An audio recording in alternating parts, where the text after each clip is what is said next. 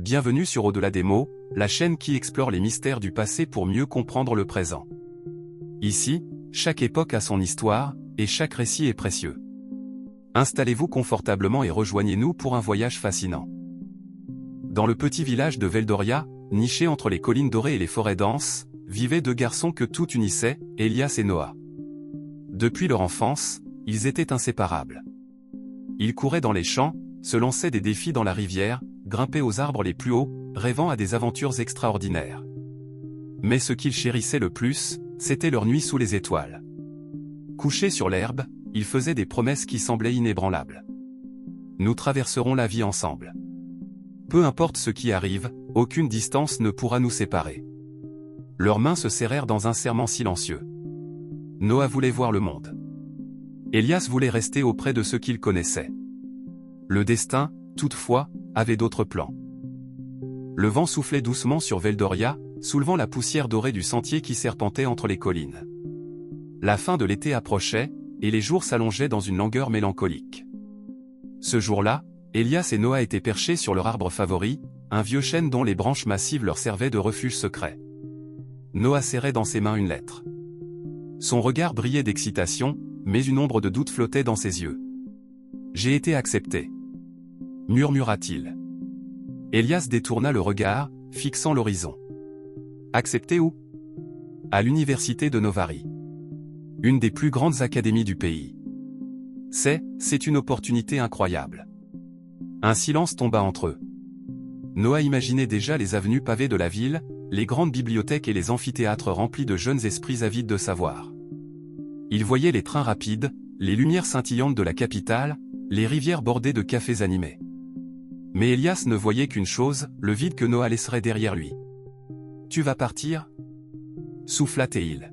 « Tu peux venir avec moi, Elias » s'exclama Noah avec espoir.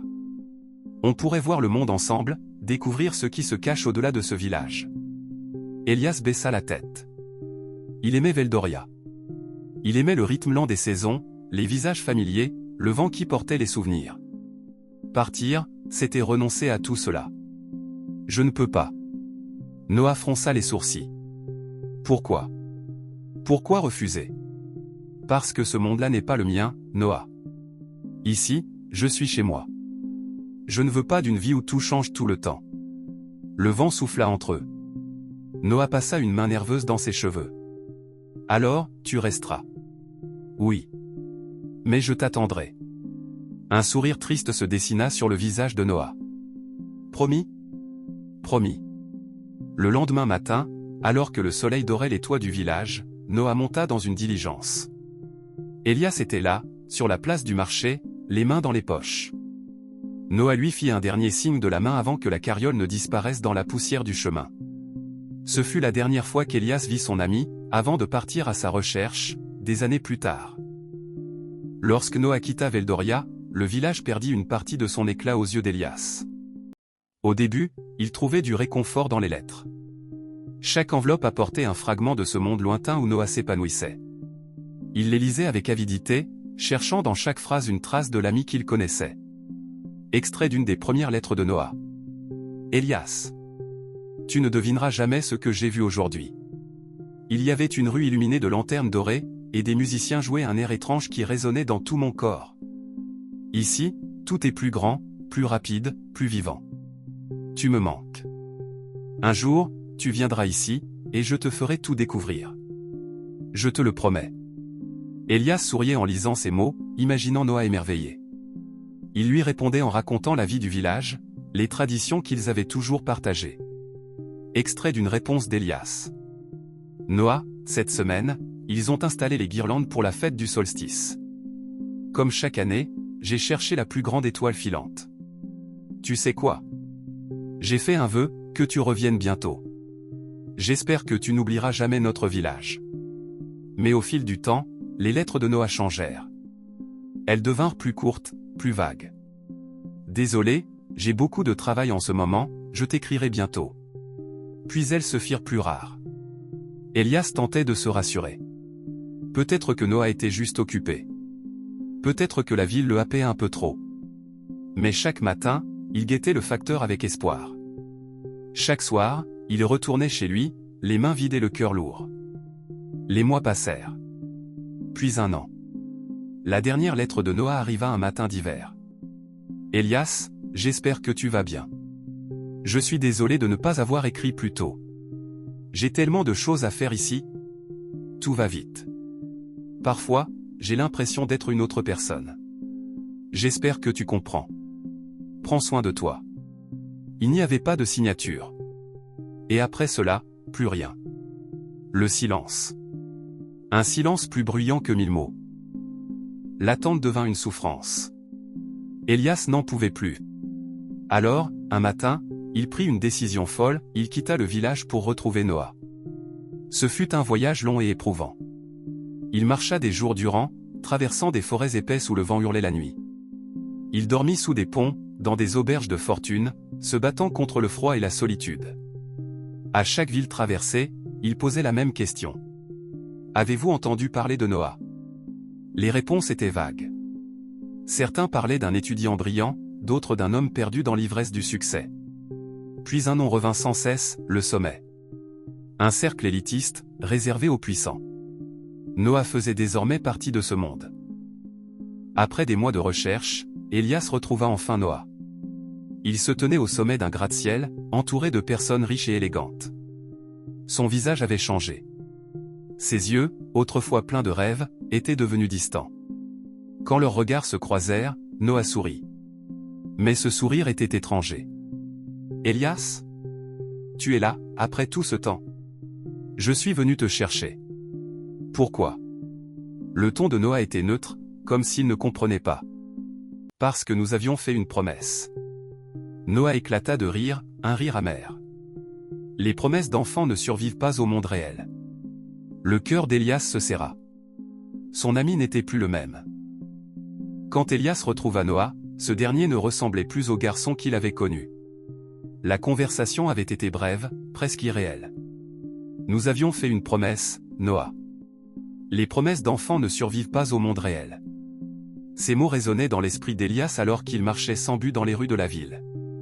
La nuit était tombée, et il se retrouva près d'un vieux café, assis sur un banc, les épaules voûtées par le poids de sa quête brisée. Il s'était battu contre la solitude. Il avait voyagé des jours entiers. Il avait cru à un rêve. Mais Noah ne l'attendait pas. Un vieil homme assis sur le banc voisin l'observa en silence avant de lui parler d'une voix rauque. « Je vous ai entendu, toi et ton ami. »« Qu'avez-vous entendu » demanda Elias, fatigué. « As-tu déjà entendu l'histoire du fleuve et de la mer » Elias secoua la tête. Un fleuve et une mer étaient autrefois inséparables. Mais un jour, le fleuve voulut explorer la terre, tandis que la mer restait là où elle était. Ils promirent de toujours rester liés. Mais avec le temps, le fleuve devint un autre cours d'eau. La mer, elle, resta la même. Et quand ils se retrouvèrent, ils n'étaient plus compatibles. Le fleuve appartenait à un autre monde. Et la mer devait apprendre à le laisser partir. Le silence s'étira entre eux. Puis, d'une voix plus douce, le vieil homme ajouta. « Accepter la séparation ne signifie pas que l'amitié n'a pas existé. Cela signifie qu'elle a pris une autre forme. » Ces paroles frappèrent Elias comme un coup de vent glacial.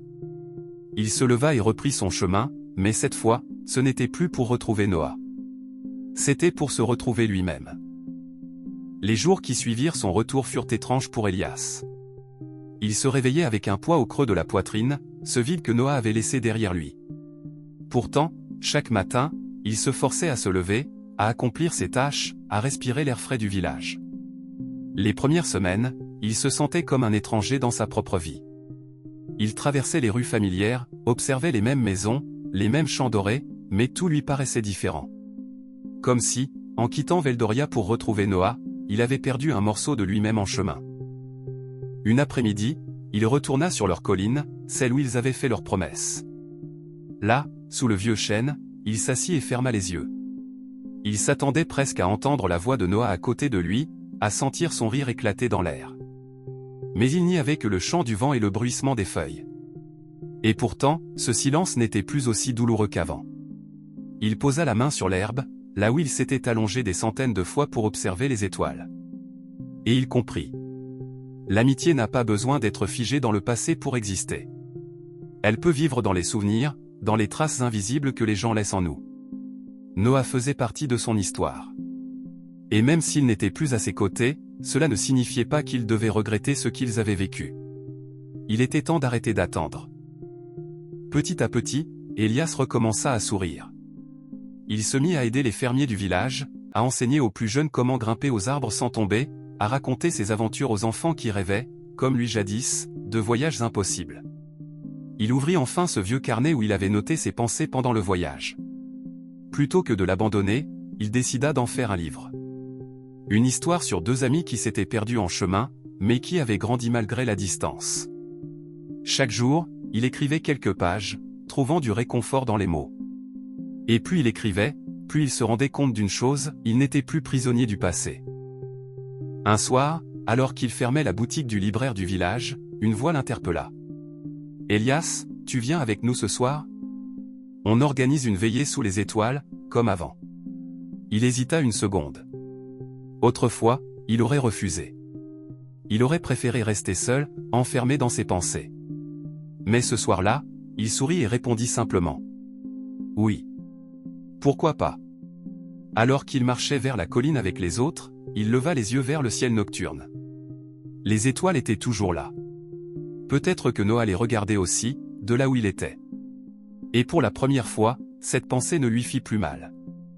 Elle lui apporta même un certain apaisement. Un matin, plusieurs mois plus tard, alors qu'il balayait devant sa maison, un jeune garçon du village courut vers lui. « Elias. Une lettre pour toi. » Intrigué, il prit l'enveloppe. Il reconnut l'écriture immédiatement. Son cœur rata un battement. Noah. Avec une légère appréhension, il ouvrit la lettre et lut. « Elias, je suis désolé. J'ai compris trop tard combien notre amitié comptait. Peut-être qu'un jour, nous nous retrouverons. » Elias relut ces mots plusieurs fois. Puis, lentement, il sourit. Il n'avait plus besoin d'attendre ce jour. Si leur chemin devait se croiser à nouveau, ce serait une belle surprise. Mais en attendant, il avait sa propre vie à vivre. Le crépuscule enveloppait Veldoria d'une lumière ambrée lorsque la silhouette d'un homme solitaire apparut sur le sentier menant au village. Il marchait lentement, le regard fatigué, comme s'il portait le poids des années sur ses épaules. Noah.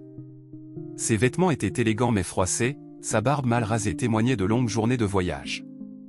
Il hésita avant de franchir le seuil du village. Le vent portait des senteurs familières, la lavande des champs, la terre humide après une averse d'été, la fumée des cheminées. Tout ici était resté figé dans le temps. Tout, sauf lui. Près de la fontaine du village, une silhouette attendait. Elias. Il n'avait pas changé. Ses cheveux bruns étaient un peu plus longs, ses yeux portaient la même profondeur tranquille. Mais quelque chose en lui semblait plus fort, plus ancré. Noah s'arrêta à quelques pas. Il chercha ses mots. Elias haussa un sourcil et croisa les bras. Tu as mis du temps. Noah baissa la tête, un sourire amer aux lèvres. Je sais. Un silence s'installa. Pourquoi es-tu revenu, Noah? Noah prit une profonde inspiration. Parce que, j'ai compris quelque chose. J'ai passé ma vie à courir après un rêve, à essayer de prouver que je pouvais être quelqu'un. Mais à quoi bon réussir, si au final, on se retrouve seul? Elias le regarda un instant avant de détourner le regard vers le ciel. J'ai cru que je t'avais perdu. Tu m'as perdu, Elias. Et moi aussi, je me suis perdu en chemin. Noah fit un pas en avant, sa voix plus douce. Je suis désolé. Elias le fixa un instant, cherchant une trace du Noah d'autrefois dans ce visage marqué par le temps. Puis, lentement, un sourire s'étira sur ses lèvres. Tu as faim, demanda-t-il simplement. Noah cligna des yeux, surpris, avant de rire légèrement. Toujours. Elias secoua la tête en soupirant. Allez, viens. Sans un mot de plus, il tourna les talons et se dirigea vers sa maison. Noah hésita une seconde, puis lui emboîta le pas. Ce soir-là, autour d'un feu crépitant, les deux amis parlèrent de tout et de rien. Du passé. De l'avenir. Et même s'ils n'étaient plus les enfants qui avaient fait une promesse sous les étoiles, quelque chose d'invisible les liait encore. L'écho d'une amitié indélébile. Conseils et leçons de l'histoire. L'amitié évolue avec le temps. Acceptez que ceux que vous aimez peuvent changer. Parfois, il faut apprendre à lâcher prise. Les véritables liens ne sont pas forcés, ils sont choisis. Les vraies amitiés survivent au silence. Même après des années, elles peuvent renaître. Peut-être que les vraies promesses ne sont pas celles que l'on dit à voix haute, mais celles qui résonnent en nous. Et voilà, cette partie de l'histoire se termine, mais notre aventure à travers le temps ne fait que commencer. Si vous avez aimé cette vidéo, n'hésitez pas à laisser un like, un commentaire et à la partager pour faire vivre l'histoire ensemble. Abonnez-vous et activez la cloche pour ne rater aucun nouveau trésor du passé. Merci d'avoir voyagé avec nous, et à très bientôt pour une nouvelle exploration passionnante. En attendant, prenez soin de vous et à bientôt.